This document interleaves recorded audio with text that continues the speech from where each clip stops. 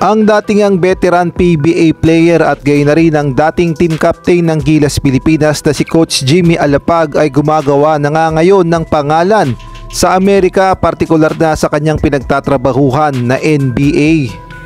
Kung dati kasi ay isa lamang staff si Coach Jimmy Alapag sa NBA, ngunit ngayon ay bagong achievement na naman ang kanyang natamo dahil isa na nga siyang ganap na assistant coach ng NBA. Na-promote kasi si Coach Jimmy Alapag bilang development coach ng Sacramento Kings at isa na rin siya sa magiging coaching staff ng Sacramento Kings para nga ito sa NBA season na paparating.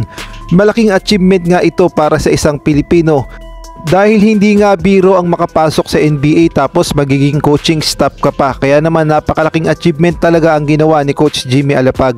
Marami naman ang bumati at talaga namang tuwang-tuwa ang ating mga kababayan sa bagong achievement ni Coach Jimmy Alapag sa NBA. Hindi man tayo pinalad sa mga players na makapasok sa NBA, at least meron tayong purong Pilipino na si Coach Jimmy Alapag na nakapasok sa NBA.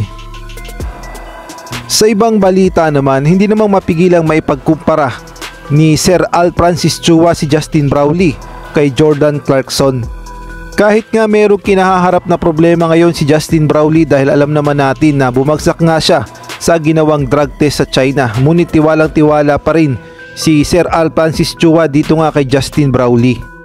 At pinagkumpara niya nga si Justin Brownlee sa ating kababayang si Jordan Clarkson, partikular na sa mga naging laro nila sa FIBA. Kaya naman pakinggan natin ang buong sinabi ni Sir Al Francis Chua patungkol nga dito kay Justin Brownlee at kay Jordan Clarkson. Natin, medyo na starstruck ba kay Jordan Clarkson? Kasi para napapansin ko when I was watching, like yung ibang players nagdadalawang isip sa galaw. Hindi nila alam, should I be the one to drive? Should I be the one? Or should JC be the one?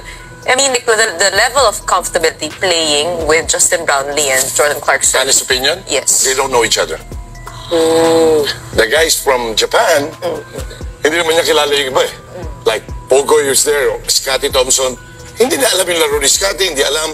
And then si Clarkson, of course, pag pumalakpak si Clarkson, pinasa mo, manunood na lang sila. What, you're gonna tell Clarkson? Not like Brownlee, papasahan ka talaga. Diba?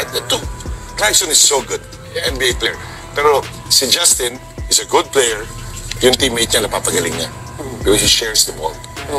But if Justin got a good shot, he's gonna look for a better shot. That's the difference. At kung kayo naman ang tatanungin, sang-ayon ba kayo sa pagkukumpara ni Sir Al Francis Chua kay Justin Brownlee, kay Jordan Clarkson, maaari kayong mag-comment sa baba.